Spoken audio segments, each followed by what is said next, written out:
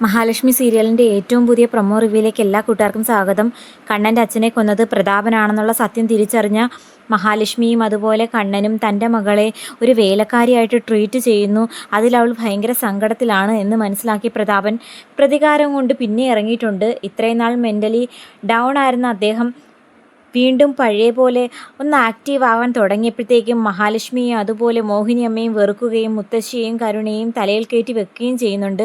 തെറ്റിൽ നിന്നും തെറ്റിലേക്ക് തന്നെയാണ് പോകുന്നത്. വിശ്വനാഥൻ്റെ ആത്മാവ് കയറിയ ആ ഒരു സമയത്ത് സത്യങ്ങൾ മാത്രമേ പറയുള്ളൂ, അല്ലെങ്കിൽ നന്മ ചെയ്യുന്നവർക്ക് മാത്രമേ അനുകൂലമായി നിൽക്കൂ എന്നൊക്കെ ഒരു ആറ്റിറ്റ്യൂഡായിരുന്നു. വീണ്ടും പ്രതാപൻ പഴയ സ്വഭാവത്തിലെത്തിയിരിക്കുന്നു. മാനസിക സമനിലയൊക്കെ ഓക്കെ ആയി വന്നതിന് ശേഷം അങ്ങനെ തൻ്റെ മകളെ വിഷമിപ്പിക്കുന്ന കണ്ണനെയും അതുപോലെ മഹാലക്ഷ്മിയെയും പിന്തുടർന്ന് വേട്ടയാടാൻ തീരുമാനിക്കുന്ന പ്രതാപൻ ഒരു കാരണവശാലും തൻ്റെ നേരായ രൂപത്തിലൂടെ പിന്നാലെ ചെന്നു കഴിഞ്ഞാൽ അവർ തങ്ങളെ തിരിച്ചറിയും എന്ന് മനസ്സിലാക്കിയിട്ട് ഒരു സന്യാസിയുടെ വേഷമൊക്കെ കെട്ടി കണ്ണനും മഹാലക്ഷ്മിയും സ്ഥിരമായി പോകുന്ന ആ ക്ഷേത്രത്തിൽ ആൽത്തറയുടെ മുമ്പിൽ വന്നിരുന്ന് കൈ നോക്കുന്ന ഒരു ആളിനെ പോലെ ഇരുന്ന് ഭാവിയും ഭൂതവും ഒക്കെ പറയും. ആരായാലും വരിക, കൈ കാണിച്ചാൽ മതി എന്നൊക്കെ പറഞ്ഞ് ആളുകളെ ഇങ്ങനെ വിളിച്ചുകൊണ്ടേയിരിക്കുന്നു. അത് കേട്ട് കുറേ പേരാണെങ്കിൽ അടുത്തേക്ക് ചെല്ലുകയും ചെയ്യുന്നു. കൈ നീട്ടി കൊടുക്കുമ്പോഴത്തേക്കും കർത്തവാവ് ദിവസമാണോ ജനിച്ചത്, ഞാൻ പറഞ്ഞത് സത്യമല്ലേ എന്ന് ചോദിക്കുമ്പോഴത്തേക്കും അവരാണെങ്കിൽ ആകെ ഷോക്കായിട്ട് നിൽക്കുന്നു. കണ്ണനെയും മഹിയും ദ്രോഹിക്കാൻ വേണ്ടിയാണെങ്കിലും ഇങ്ങനെ പ്രതാപൻ പിന്നാലെ നടക്കുന്നതിൽ നിന്നും മിക്കവാറും കണ്ണൻ നടക്കാൻ തുടങ്ങിയ സത്യം അയാൾ തിരിച്ചറിയാനുള്ള എല്ലാ സാധ്യതയുണ്ട്. തങ്ങൾക്ക് കിട്ടാവുന്ന ഏറ്റവും വലിയൊരു തിരിച്ചടിയാണ് കണ്ണൻ ഇപ്പോൾ സത്യം അറിഞ്ഞിരിക്കുന്നത്. അതിൻ്റെ പേരിൽ തൻ്റെ മകൾ അവിടെ നരകയാതന അനുഭവിച്ച് തന്നെയാണ് നിൽക്കുന്നത്. കണ്ണൻ അതുപോലെ ഉണ്ണിയോട് സത്യങ്ങൾ തുറന്നു പറഞ്ഞു കഴിഞ്ഞാൽ തൻ്റെ ജീവിതം നശിക്കുമെന്ന് വെച്ച് കരുണയെല്ലാം സഹിക്കുവാണ്. കരുണയ്ക്കാണെങ്കിൽ ഇപ്പോൾ പഴയതുപോലെ ഉണ്ണിയെ ഉപേക്ഷിച്ച് പോകാൻ മനസ്സ് വരുന്നില്ല. തൻ്റെ കഴുത്തിൽ കിടക്കുന്ന താലി അറ്റുപോകരുത് എന്ന ആഗ്രഹത്തിൽ അവളെല്ലാം സഹിക്കുകയും ക്ഷമിക്കുകയും ചെയ്യുന്നു. എന്നാൽ തൻ്റെ മകളുടെ യാതനയ്ക്ക് വേണ്ടി കണ്ണനും മഹിയൊക്കെ ആണെങ്കിൽ സിദ്ധിയായ ആൾക്കാർ എന്ത് പറഞ്ഞാലും അക്ഷരം പ്രതി അതുപോലെ അനുസരിക്കുകയും വിശ്വസിക്കുകയും ചെയ്യും. അതുകൊണ്ട് തന്നെയാണ് ഇങ്ങനൊരു സന്യാസി വേഷമൊക്കെ കെട്ടി വന്നിരിക്കുന്നത്. അതായത് ഈ വേഷം കെട്ടി അവരെ തെറ്റായ ദിശയിലേക്ക് നയിക്കാൻ വേണ്ടിയിട്ട് വന്നിരിക്കുന്ന പ്രതാപൻ്റെ കള്ളക്കളി സിദ്ധിയായ അമ്മ ആ നിമിഷം തന്നെ അറിയുന്നു. തൻ്റെ ക്ഷേത്രമുറ്റത്ത് വന്നിരുന്ന് ഇതുപോലെ മറ്റുള്ളവരെ പറ്റിക്കാൻ വന്നിരിക്കുന്ന പ്രതാപന് തക്ക മറുപടിയും തിരിച്ചടിയും കൊടുക്കാൻ ഇപ്പോൾ വന്നിരിക്കുന്നത് മറ്റാരുമല്ല, നമ്മുടെ സിദ്ധിയായ അമ്മ തന്നെയാണ്. ആളുകളെ കബളിപ്പിച്ച് ഓരോന്നും പറയുന്ന പ്രതാപൻ്റെ അടുത്തേക്ക് സിദ്ധിയായ അമ്മ നടന്നു വരുന്നു. അമ്മയെ കണ്ടപ്പോൾ തന്നെ പ്രതാപന് എന്തെന്നില്ലാത്തൊരു പന്തികേട് തോന്നുന്നുണ്ട്. അപ്പം അമ്മ പറയുന്നു, എൻ്റെ കൈ നോക്കി ഒന്ന് പറയാമോ?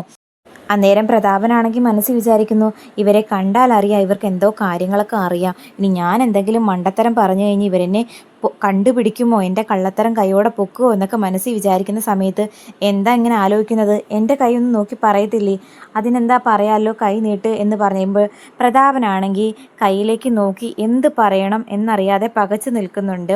അങ്ങനെ എന്തൊക്കെയോ കള്ളത്തരം പറയുമ്പോൾ മുത്തശ്ശിയാണെങ്കിൽ അതിന് തക്കതായിട്ടുള്ള മറുപടി കൊടുക്കുന്നു. അങ്ങനെ അവിടെ കൂടി നിൽക്കുന്ന ആളുകൾക്ക് മനസ്സിലാകുന്നു പ്രതാപനൊരു പറ്റിയൊരാളാണെന്ന്.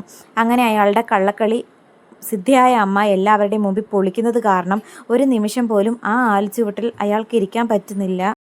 ആളുകളെല്ലാം കൂടി ചേർന്ന് പഞ്ഞിക്കിട്ടു എന്ന് തന്നെ പറയാം. അങ്ങനെ വെപ്പ് താടിയും മീശയും തലമുടിയൊക്കെ വലിച്ചിളക്കി വീണ്ടും പഴയ പ്രതാപനായിട്ട് ഇങ്ങനെ നിൽക്കുന്ന സമയത്താണ് കണ്ണനാണെങ്കിൽ ക്ഷേത്രത്തിലേക്ക് പ്രാർത്ഥിക്കാനായി വരുന്നത്. ഒറ്റയ്ക്കല്ല, വണ്ടി ഡ്രൈവറായിട്ടുള്ള സുമേഷ് ഏട്ടനും അതുപോലെ അനന്തും ഉണ്ട്.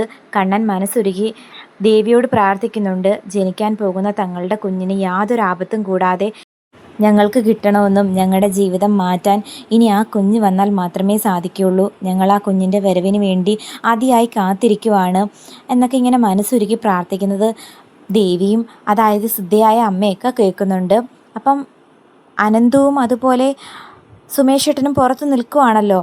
പ്രാർത്ഥനയൊക്കെ കഴിഞ്ഞ് കണ്ണനാണെങ്കിൽ പുറത്തേക്ക് ഇങ്ങനെ ഇറങ്ങി വരുന്ന സമയത്ത് നമ്മുടെ പ്രതാപൻ കണ്ണൻ്റെ വണ്ടിയുടെ പിന്നാലെ മറഞ്ഞു നിന്ന് എത്തി നോക്കുന്നുണ്ട്. കണ്ണൻ വരുന്നത് കാത്താണ് പ്രതാപൻ അവിടെ നിൽക്കുന്നത്. പക്ഷേ അന്നേരം കണ്ണനാണെങ്കിൽ നടന്ന് സുമേഷിൻ്റെയും അതുപോലെ അനന്തുവിൻ്റെയും അടുത്തേക്ക് വരുന്നത്. ഇനി പ്രതാപൻ നേരിട്ട് കണ്ണാലെ കാണുമോ ഇല്ലയോ എന്നറിയില്ല. എന്തായാലും അധികം താമസിക്കാതെ കണ്ണൻ്റെ ഈ ഒളിച്ചുകളി, കണ്ണൻ്റെ അച്ഛനെ കൊന്നത് പ്രതാപനാണെന്നുള്ള സത്യം ഇപ്പം കണ്ണനും അനന്തുവും മാർക്കോയും ലോപ്പസും ഒക്കെ അറിഞ്ഞിട്ടുണ്ട്. അതുപോലെ തന്നെ കണ്ണൻ നടക്കാൻ തുടങ്ങിയ കാര്യം ശത്രുക്കളായ പ്രതാപനും വാമദേവനും ദുർഗയും ഉണ്ണിയൊക്കെ തിരിച്ചറിയാൻ പോകുമോ?